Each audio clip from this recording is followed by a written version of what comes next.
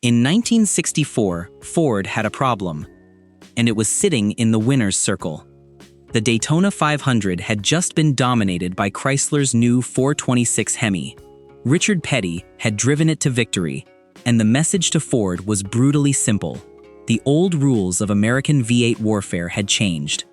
Ford already had the 427 FE. It was powerful, it was tough, it had helped Ford dominate NASCAR, but the new Hemi had exposed a weakness. Ford needed more.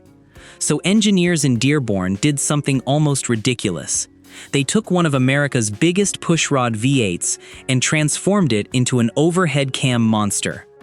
The result was the 427 SOHC, the Cammer, a 427 cubic inch V8 with hemispherical combustion chambers, enormous cylinder heads, roller rocker arms, and a gigantic timing chain stretching roughly 6 feet through the engine. It could turn more than 7,000 RPM. In dual-carburetor form, it was rated at 657 horsepower and 575 pound-feet of torque. And Ford expected it to go straight into NASCAR. But there was one problem. It never got the chance. The engine that Ford built specifically to fight Chrysler's Hemi was effectively banned before it could make its intended NASCAR debut. And the real story isn't simply that NASCAR officials didn't like overhead cams. There was money. There were rules. There was Chrysler. There was Bill France. And there was a much bigger question hanging over American racing in the 1960s.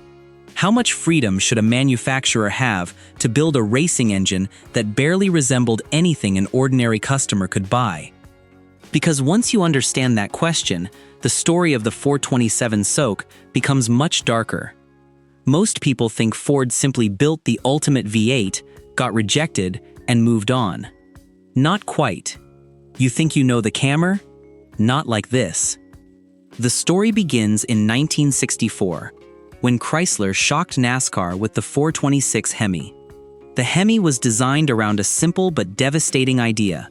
Put the valves at angles around a hemispherical combustion chamber, use large valves, improve airflow, and let the engine breathe. Ford's answer had to be something more radical, and engineers moved incredibly fast. The 427 SOHC was based on Ford's existing 427 FE architecture. The basic displacement remained 427 cubic inches, but almost everything that mattered above the block changed. Instead of one camshaft buried inside the block, the Cammer had a separate overhead camshaft above each cylinder bank. That meant the pushrods were gone. The lifters were gone. The long mechanical chain of parts between the camshaft and the valves was gone. The cam could operate the valves much more directly, and at high RPM, that mattered enormously. The standard 427 had a bore of roughly 4.23 inches and a stroke of 3.78 inches. That's a big bore with a relatively short stroke, exactly the kind of geometry that makes an engine comfortable at high engine speeds. But Ford didn't just bolt fancy heads onto a regular engine. The cylinder heads were radically different. They used hemispherical combustion chambers and shaft-mounted roller rocker arms. The valves were large. Dual valve springs were used. Sodium-filled exhaust valves helped control heat. And because the camshafts were now sitting on top of the heads, Ford needed a way to drive them. That solution was almost absurd. A massive roller timing chain, about 6 feet long. It ran through a complicated arrangement of sprockets and idlers, driving the overhead cams while also maintaining the rest of the engine's mechanical systems. Think about what that meant. A normal American V8 already had plenty of moving parts. Ford had just added a giant chain drive running through the middle of the engine. It sounded insane, but it worked. And then Ford put the Cammer on a dyno. The numbers were shocking. With a single 4-barrel carburetor, the engine was rated around 616 horsepower at 7,000 RPM and approximately 515 pound-feet of torque at 3,800 RPM. With dual 4-barrel carburetors, the rating climbed to roughly 657 horsepower at 7,500 RPM and 575 pound-feet of torque at 4,200 RPM. Remember, we're talking about 1960s Detroit. A factory engine making those kinds of numbers was not normal. And this wasn't some tiny racing engine. It weighed around 680 pounds. It was a huge piece of American iron. But the important number wasn't just horsepower. It was RPM. The Cammer could keep making power where traditional pushrod engines were starting to run out of breath. That was exactly what Ford wanted. The Hemi had shown Chrysler the future. Ford wanted to show Chrysler something even more frightening. But there was a problem. NASCAR didn't want it. And this is where the story gets complicated. The 427 SOHC wasn't merely another engine option. NASCAR's entire philosophy was built around the idea of stock-based racing. Manufacturers could stretch the rules. They could develop special heads. They could build stronger blocks. They could increase compression. But eventually, there had to be some connection between what was racing on Sunday and what could be bought by a customer. And the Cammer was difficult to fit inside that philosophy. Ford had developed the engine primarily as a racing weapon. It wasn't installed in normal production cars in anything resembling conventional volume. That created a homologation problem. In the 1960s, this wasn't a technicality. It was everything. If you couldn't convince NASCAR that your racing engine was based on something available to the public, the engine could simply be ruled ineligible. And Ford wasn't the only manufacturer caught in this war. Chrysler had already learned the lesson. The 426 race Hemi had dominated Daytona in 1964, but NASCAR refused to allow the race version for 1965 because it wasn't available in enough production vehicles. Chrysler responded by producing street versions and eventually got the Hemi back into NASCAR competition. Ford was watching. And Ford knew exactly what it needed to do. Homologate the Cammer. Sell enough engines. Put enough of them into the hands of customers. Then force NASCAR to let them race. Simple. Except it wasn't simple at all. Because selling a few hundred hand-built race engines through a parts counter wasn't the same thing as mass-producing a street engine. The Cammer was expensive, complicated, specialized, and almost completely unsuitable for ordinary customers. It wasn't a quiet family car engine. It wasn't designed for easy maintenance. It wasn't designed to sit under the hood of a commuter Galaxy and spend 20 years idling at traffic lights. It was designed to turn gasoline into violence. Still, Ford kept pushing. And in 1965, the conflict exploded. NASCAR changed its rules to require engines used in competition to have conventional cam and block arrangements. That effectively killed the SOHC's eligibility. Ford was furious enough to sit out the 1966 NASCAR season for a time, while the company and NASCAR fought over what kind of machinery the series would allow. Now think about how strange this situation was. Ford had spent enormous engineering resources developing an engine specifically to fight Chrysler. The engine existed. It ran.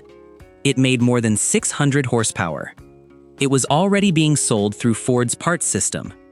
And yet the racing organization simply changed the rules. The Cammer didn't lose a race. It didn't blow up at Daytona. It didn't break a crankshaft on the final lap. It didn't get beaten by a Hemi. It was stopped before the fight. And then the real nightmare started. Ford tried another approach. In March 1966, Ford announced a street version of the 427 SOHC and promoted it as available through Ford dealers for an additional $995 over the existing high-performance engine. The announcement was explicitly tied to the hope of satisfying racing requirements.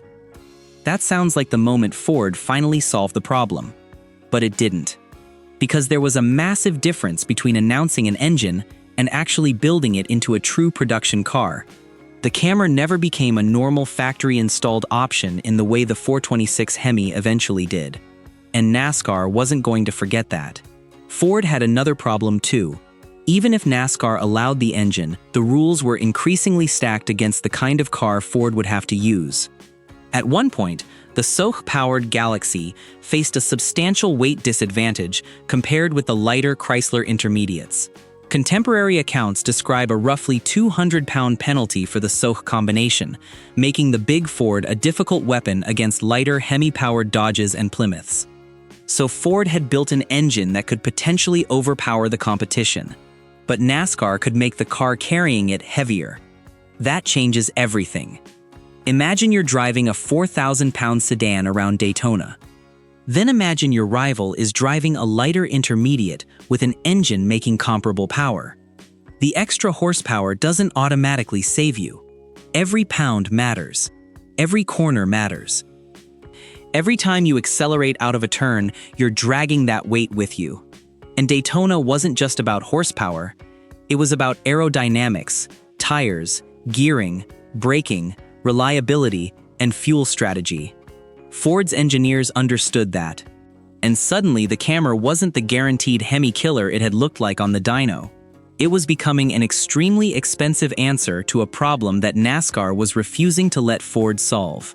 But there was another weapon Ford had, the 427 FE itself. The conventional 427 wasn't dead. Far from it. Ford's pushrod 427 continued to be brutally competitive. In 1967, Mario Andretti won the Daytona 500 in a Ford Fairlane, showing that Ford could still win without the exotic SOHC.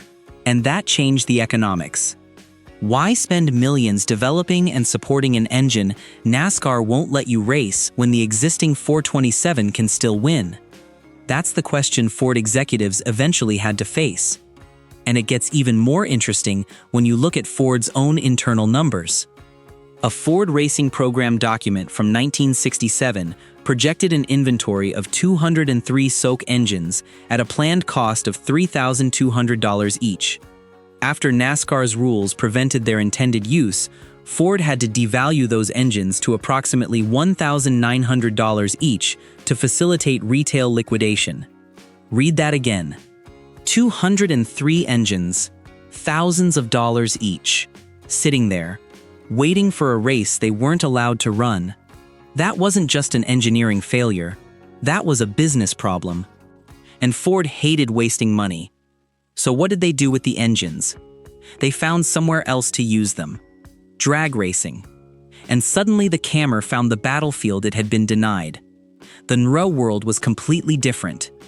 There was no need to pretend the engine was something it wasn't. Nobody cared that the Cammer was exotic. Nobody cared that it had overhead cams. Nobody cared that its giant timing chain looked like something from an industrial machine. If it made power, it belonged on the drag strip. And the Cammer made power. Connie Kalitta became one of the major names associated with the engine. Pete Robinson used SOHC power in Top Fuel. The engine found its way into factory experimental cars, AFX Mustangs, funny cars, and eventually supercharged dragsters. At the 1966 NRA World Championships in Tulsa, Pete Robinson took Top Fuel Eliminator honors with a NASCAR-powered dragster. That moment tells you everything.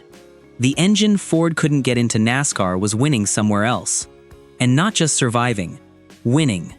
The Cammer became a drag racing legend. Its ability to make power at high RPM made it perfect for the quarter mile. But there was a catch.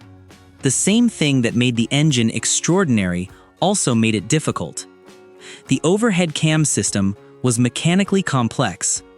The massive chain had to remain properly tensioned. The valve train had to survive tremendous speed. The engine demanded specialized knowledge. This wasn't the kind of V8 you took to a local mechanic and asked for a tune-up. And yet racers kept finding ways to make it work. They learned the engine. They developed stronger parts. They experimented with supercharging. They discovered what Ford's original engineers had already suspected. The Cammer had enormous potential. It simply had nowhere to go in NASCAR. And here's where the mythology begins. People often say the 427 SOHC was banned because Chrysler was scared. There is some truth behind the rivalry. Chrysler absolutely had a stake in the fight. The entire 1960s horsepower war was built around manufacturers trying to out-engineer each other. And Chrysler had even explored its own highly exotic overhead cam Hemi concept. But reducing the entire story to Chrysler got scared and banned the Ford misses the bigger picture. The real weapon was the rulebook. NASCAR controlled eligibility, and NASCAR wanted engines that could be tied to production vehicles. The Cammer wasn't just powerful. It was a philosophical problem. If Ford could build 200 race engines, sell them through a parts counter, and demand that NASCAR treat them as stock equipment, what stopped Chrysler from doing the same? What stopped Chevrolet? What stopped Pontiac? What happened when every manufacturer started building $10,000 race engines and hiding them behind a production engine designation? The cost of racing would explode. The definition of stock car would become meaningless, so NASCAR drew the line, and Ford ran straight into it. That is the real reason the 427 SOHC never got the NASCAR battle Ford wanted. Not because the engine was too weak, not because it failed testing, not because Chrysler beat it on the track, because the rules changed faster than Ford could turn its race engine into a legitimate production engine. And once that happened, Ford had to make a choice. Fight the rulebook forever or change direction? Ford eventually returned to NASCAR competition with the conventional 427, using the lighter Fairlane platform and later developing the tunnel port version for 1967. The company had found a way to stay competitive without putting all its money behind the Cammer. The irony is incredible. The engine Ford created as its ultimate answer to Chrysler's Hemi never got to settle the argument where the rivalry began. The Cammer never lined up beside a Hemi at Daytona and proved which one was better. There was no final lap, no checkered flag, no photograph of a SOHC-powered Ford beating the Hemi on NASCAR's biggest stage. Instead, the battle was decided inside conference rooms, behind closed doors, with rulebooks, budgets, homologation requirements, and corporate decisions. But perhaps the strangest part is what happened afterward. The 427 SOHC refused to disappear. It became one of the most famous racing engines Ford ever built. Its technology and reputation survived long after the NASCAR opportunity vanished. It powered drag racers. It helped create some of the wildest Ford-powered machines of the era. And decades later, collectors and historians would still talk about the engine that never got its chance. Ford itself eventually moved toward newer engine families and changing racing priorities. The conventional FE 427 remained a major player into the late 1960s, while Ford developed the 385 series architecture for the future. The company's own 1967 racing plans anticipated continued 427 FE development into 1968, followed by adaptation of the newer 385 series high-performance engine for stock car racing. The Cammer's window was closing, but its legend was just beginning. And maybe that's why this engine still fascinates people today. Because the 427 SOHC represents something rare. A machine that was technically brilliant, but politically inconvenient.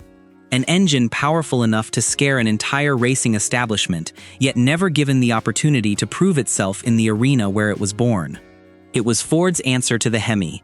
It was engineered in extraordinary haste. It used a 427 cubic inch FE foundation, a 4.23 inch bore, a 3.78 inch stroke, hemispherical chambers, overhead cams, roller rockers, and a gigantic chain drive. It could produce roughly 616 horsepower with one 4-barrel, around 657 horsepower with two, and it could spin to 7,500 RPM. Those numbers were outrageous for the 1960s. But horsepower wasn't what killed it. Politics did, rules did, economics did, and perhaps most importantly, timing did. Ford created the Cammer at exactly the wrong moment. The company needed an engine that could be homologated quickly. NASCAR needed rules that prevented manufacturers from turning stock car racing into an unlimited engineering war. Chrysler had already pushed the limits with the Hemi. Ford pushed even harder, and NASCAR pushed back. So the engine disappeared from the battlefield it was designed to conquer. But it didn't die. It went drag racing. And there, without the NASCAR rulebook hanging over its head, the Cammer finally became what Ford always believed it could be. A monster. That's the hidden truth behind the 427 SOHC. It wasn't canceled because it was a failure. In some ways, it was canceled because it was too successful at being exactly what Ford designed it to be. A purpose-built racing engine. An engine that didn't fit neatly inside the definition of a production V8. An engine that represented the moment when Detroit's horsepower war was becoming so extreme that the rulebook had to step in. And that's why the Cammer remains so fascinating. It never lost the NASCAR war. It was never allowed to fight it. The checkered flag was never waiting for the 427 SOHC. The race was stopped before the green flag. And perhaps that's what makes the legend even bigger. Because every time someone hears that 6-foot chain rattling inside a 427 Cammer, there's a question that comes back from 1964. What would have happened if NASCAR had simply said yes? Would the Hemi have survived? Would Ford have dominated Daytona? Would Chrysler have built its own overhead cam monster? Would the entire American horsepower war have become even more extreme? We'll never know. And that's the cruelest part of the story. Ford built the weapon. Ford proved the weapon worked. Ford even tried to put it into the hands of customers. But before the Cammer could settle the argument on NASCAR's biggest tracks, the rules closed the door. And behind that door was one of the most legendary Ford engines ever created. The 427 SOHC didn't become a legend because it won everything. It became a legend because everyone wondered what it could have won. If you enjoyed this story, let me know what forgotten engine you want to see next. Another Ford monster? A Chrysler Hemi that almost changed everything? Or perhaps one of those engines that disappeared before the public ever understood what it was capable of? Because sometimes the most fascinating racing stories aren't about the machines that crossed the finish line first. They're about the machines that never got the chance.